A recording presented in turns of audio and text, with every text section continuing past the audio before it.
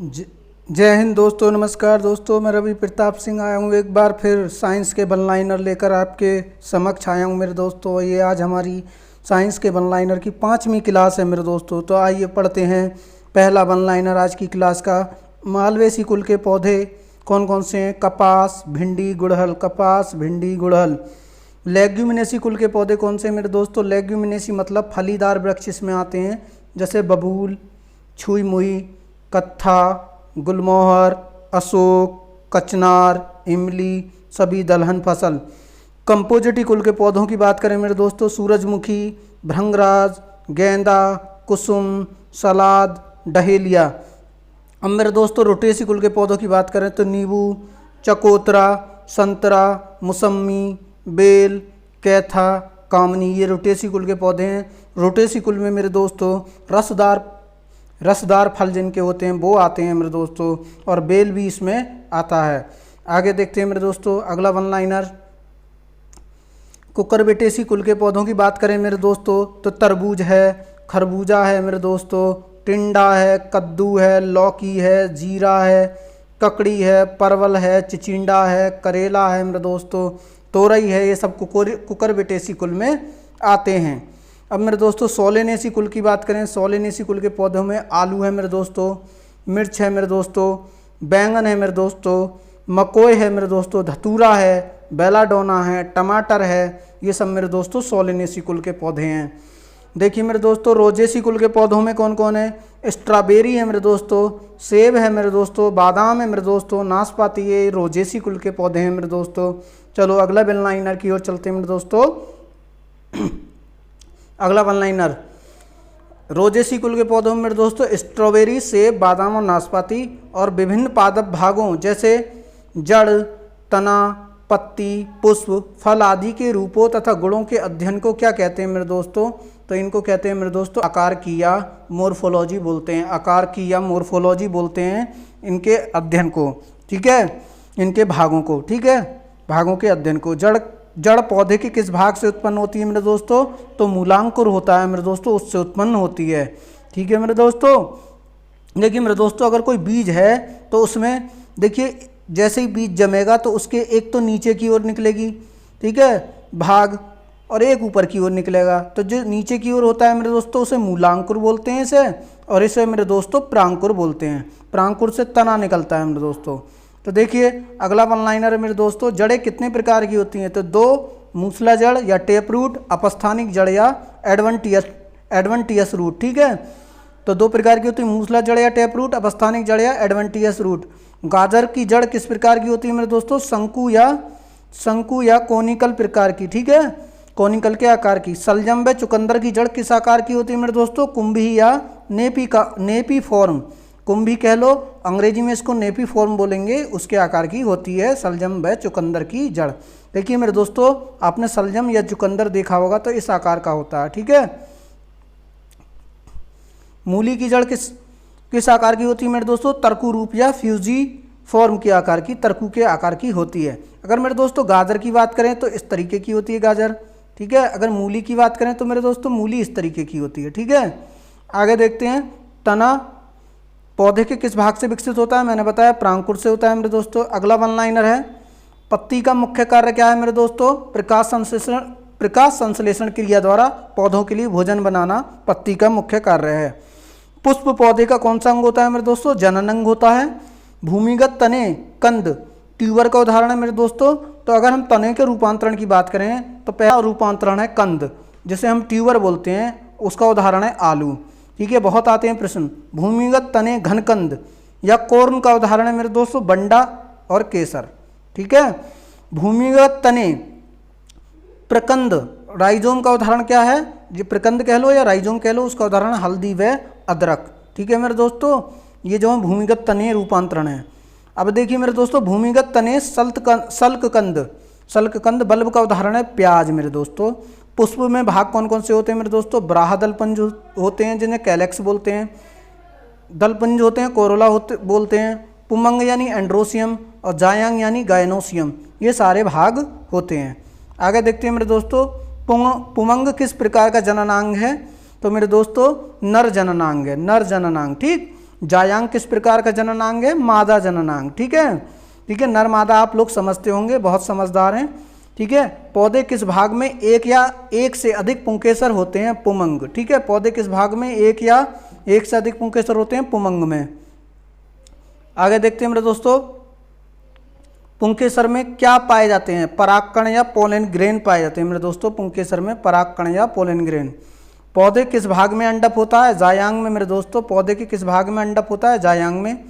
अंडप के कितने भाग होते हैं? 3। अंडाशय या ओवरी, वर्तिका या स्टाइल, वर्तिकाग्र या स्टिग्मा। अंडप के कितने भाग होते हैं? 3। अंडाशय या ओवरी, वर्तिका या स्टाइल, वर्तिकाग्र या स्टिग्मा। परागकोश से निकलकर अंडप के वर्तिकाग्र पर परागकणों के पहुंचने की क्रिया को क्या कहते हैं मेरे दोस्तों? परागण कहते हैं। ये परागकण नहीं है मेरे दोस्तों, परागण होगा। क्या होगा मेरे दोस्तों? परागण। ठीक है, परागण कहते हैं।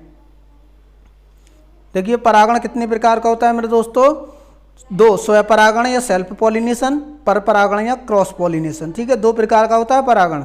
ठीक है, परागण में होता क्या है मेरे दोस्तों? जैसे ये वर्तिका है, देखिए समझ लीजिए, ये वर्तिका होती है पौधे के भाग में। ये पोलन ग्रेन जब इस वर्तिका पर गिर जाता है यहाँ आकर, फिर आने के बाद ये एक नली बना लेता है और इसके अंडे तक पहुँच जाता है। इसका केंद्रक जो पोलन ग्रेन यानी कि परागकण है, उसका केंद्रक जो अंडे में मौजूद केंद्रक है उससे फ्यूजन कर देता है और इस तरीके से बीज का निर्माण होता है, फल का निर्माण होता है। तो इसी को हम परागण कहते हैं। ठीक है, यदि किसी पौधे के किसी फूल के परागकण उसी पौधे पर स्थित किसी दूसरे फूल के वर्तिकाग्र पर गिरते हैं और निषेचित करते हैं, तो ऐसा परागण क्या कहलाता है मेरे दोस्तों? स्वपरागण। होता क्या है मेरे दोस्तों? समझ लीजिए, जैसे मान लीजिए ये पौधा है मेरे दोस्तों।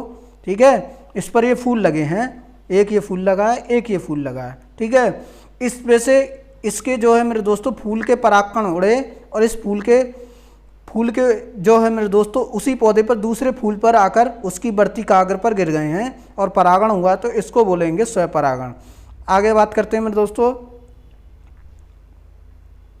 यदि किसी पौधे के किसी फूल के परागकण उसी प्रजाति या किसी दूसरे पौधे के फूल के वर्तिकाग्र पर गिरते हैं और निषेचित करते हैं, तो ऐसा परागकण क्या कहलाता है? परागण क्या कहलाता है मेरे दोस्तों? ये कहना चाह रहा है कि मान लीजिए एक पौधा है, ठीक है, समझ लीजिए, मान लीजिए ये पौधा है, उस पर फूल लगा है, ठीक, और खेत में दूसरा पौधा लगा है, वो भी वही उसी प्रजाति का पौधा है। तो इसके परागकण किसी वजह से उड़कर या पक्षी द्वारा या हवा द्वारा पहुंच जाएं और पहुंचने के बाद उसी प्रजाति के दूसरे पेड़ के फूल पर गिर जाएं जाकर, तो उस प्रकार के परागण को क्या कहते हैं मेरे दोस्तों? तो पर परागण कहते हैं। क्या कहते हैं? पर परागण कहते हैं। अगला वन लाइनर, परागनली बीजांड में प्रवेश करके बीजांड काय को भेदती हुई भ्रूण कोष तक पहुंचती है और परागकणों को वहां छोड़ देती है। इसके बाद एक नर युग्मक एक अंडकोष से संयोजन करता है, उसे क्या कहते हैं मेरे दोस्तों? निषेचन कहते हैं।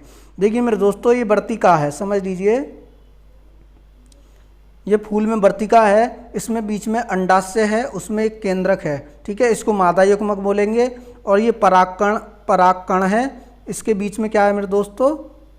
एक केंद्रक है। ये परागकण यहाँ आया, आने के बाद यहाँ पर गिर गया, इसके ऊपर वर्तिकाग्र के ऊपर इसने एक नली बना ली, छेद कर लिया इसमें, और जाकर वो जो है उसका जो केंद्रक है आकर नर युग्मक बोलेंगे इसको। जो मेरे दोस्तों परागकण है इसको नर युग्मक, जो अंडा है अंदर ओवरी के अंदर इस वर्तिकाग्र के अंदर, उसे क्या बोलेंगे मेरे दोस्तों? अंडाशय बोलेंगे, उसे मादा युग्मक बोलेंगे। तो उसका केंद्रक इसके केंद्रक से फ्यूज कर जाएगा मेरे दोस्तों, जुड़ जाएगा, और इससे किसका निर्माण होगा? जाइगोट का, और फिर बीज का निर्माण हो जाएगा। इसी को मेरे दोस्तों क्या कहते हैं? इसी को निषेचन कहते हैं, फर्टिलाइजेशन कहते हैं। निषेचित अंड क्या कहलाता है? तो मेरे दोस्तों युग्मनज या जाइगोट कहलाता है। क्या कहलाता है? युग्मनज या जाइगोट कहलाता है। अगला वन लाइनर मेरे दोस्तों, देखिए आवृतबीजी पौधों में जनन कैसे होता है? त्रिक संलयन या ट्रिपल फ्यूजन के द्वारा। त्रिक संलयन या ट्रिपल फ्यूजन के द्वारा। बिना निषेचन हुए फल के विकास को क्या कहते हैं मेरे दोस्तों? अनिषेक फलन या पार्थेनोकार्पी कहते हैं। मतलब मेरे दोस्तों जब फल का निर्माण होता है तो वहाँ पर निषेचन की क्रिया नहीं होती है, जो अभी पहले मैंने समझाई थी, और ऐसे ही फल का निर्माण हो जाता है, तो उसे हम कहते हैं अनिषेक फलन या पार्थेनोकार्पी। देखिए केला, पपीता, समझ लीजिए, केला, पपीता, नारंगी, अंगूर, अनानास किस प्रकार के फल हैं? तो ये अनिषेक फलन से बनने वाले फल हैं। ठीक है मेरे दोस्तों, इनमें बीज का निर्माण बहुत कम होता है। फल का निर्माण कैसे होता है? अंडाशय से होता है मेरे दोस्तों, अंडाशय से।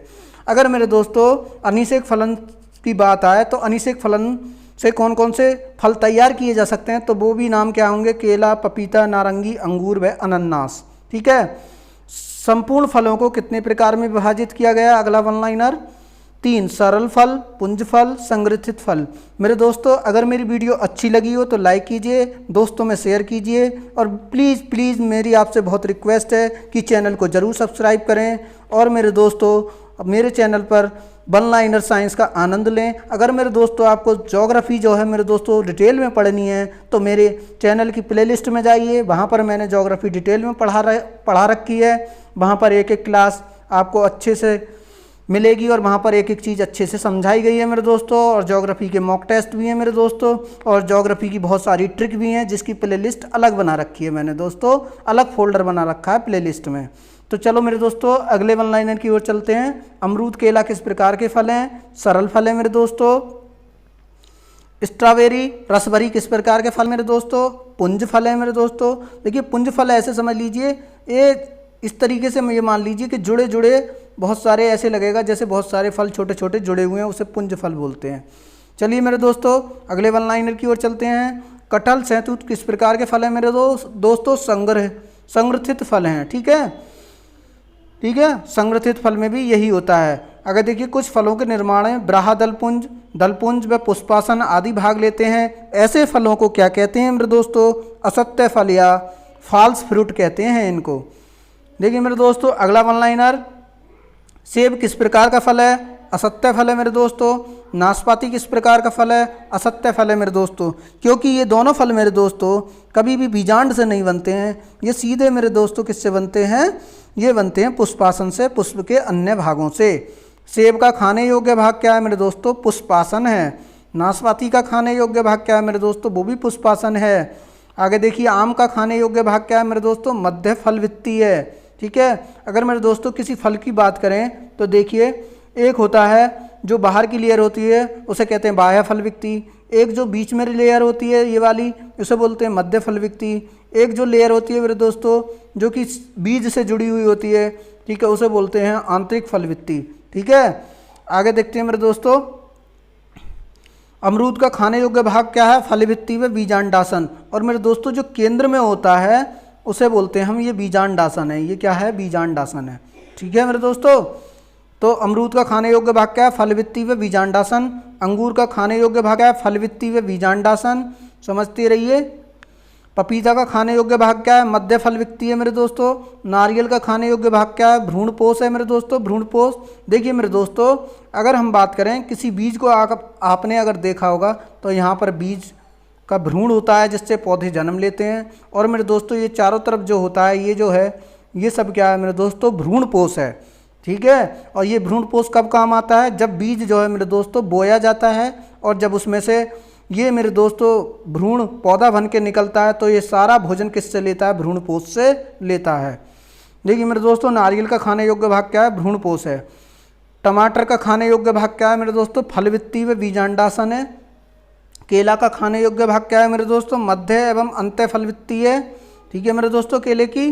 गेहूं का खाने योग्य भाग क्या है मेरे दोस्तों, भ्रूणपोष एवं भ्रूण है। गेहूं का खाने योग्य भाग क्या है, भ्रूणपोष एवं भ्रूण।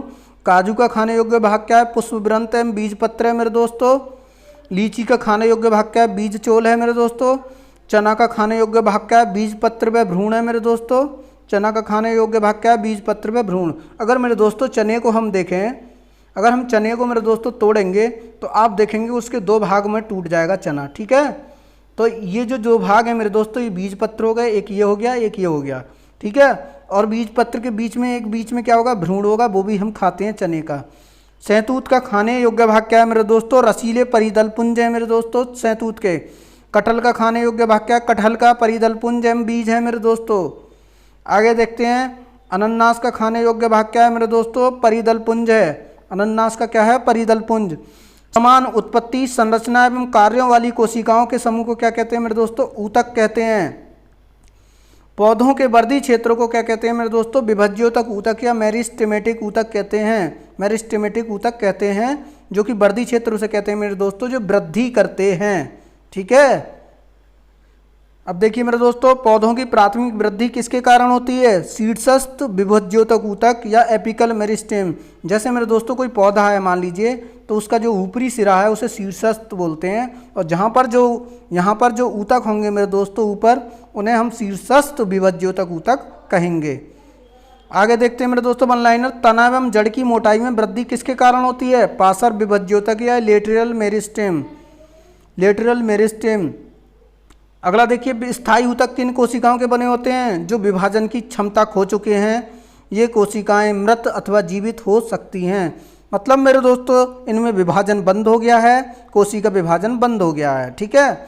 यदि स्थायी ऊतक एक ही प्रकार की कोशिकाओं के बने होते हैं तो उन्हें क्या कहते हैं मेरे दोस्तों? सरल ऊतक कहते हैं। ठीक है। अगला वन लाइनर है, यदि स्थायी ऊतक एक से अधिक प्रकार की कोशिकाओं के बने होते हैं तो इन्हें क्या कहते हैं मेरे दोस्तों? जटिल ऊतक। ठीक है। स्थायी ऊतक समझ गए होंगे मेरे दोस्तों, जिनमें कोशिका का विभाजन बंद हो गया है और ये आंतरिक भागों में पाए जाते हैं पौधों की। ठीक है। और अगर एक ही प्रकार के ऊतक पाए जाएं, ठीक है, तो उन्हें क्या कहेंगे? सरल ऊतक स्थायी ऊतकों में। और अगर मेरे दोस्तों अनेक प्रकार के ऊतक पाए जाते हैं तो उन्हें कहते हैं जटिल ऊतक। आगे देखते हैं मेरे दोस्तों, जाइलम संवहनी ऊतक के कार्य क्या है मेरे दोस्तों? देखिए मेरे दोस्तों, अगर बात करें तने में तो जो है दो तरीके के ऊतक होते हैं, एक होता है जाइलम, ठीक है, और एक होता है मेरे दोस्तों फिलोयम। ठीक है। अब जाइलम और फिलोयम मेरे दोस्तों, इन दोनों के काम समझ लीजिए। जल व खनिज लवणों का संवहन करता है, पानी को जो है मेरे दोस्तों ले जाता है और खनिज लवणों को ले जाता है। और यांत्रिक दृढ़ता, मतलब पौधा अच्छे से खड़ा रहे, इसलिए यांत्रिक दृढ़ता प्रदान करता है। पौधे की आयु की गणना कैसे की जाती है मेरे दोस्तों? जाइलम ऊतक द्वारा बनी वार्षिक वलय गिनकर। देखिए मेरे दोस्तों, अगर हम बात करें, आपने पुराना तना देखा होगा किसी पौधे का कटा हुआ, बहुत पुराना पेड़ है, मोटा पेड़ है, तो उसमें आपको इस तरीके से वलय नज़र आएंगी। ठीक है। और पौधे की आयु ज्ञात कर सकते हैं, क्योंकि ये वार्षिक वलय, एक वर्ष में एक वलय बनती है, तो हमें पता लग जाता है कि कितने वर्ष पुराना पेड़ है। पौधे की आयु के निर्धारण की विधि क्या कहलाती है मेरे दोस्तों? डेंड्रोक्रोनोलॉजी। डेंड्रोक्रोनोलॉजी। देखिए अगला वन लाइनर मेरे दोस्तों, फ्लोएम संवहनी ऊतक का मुख्य कार्य क्या है?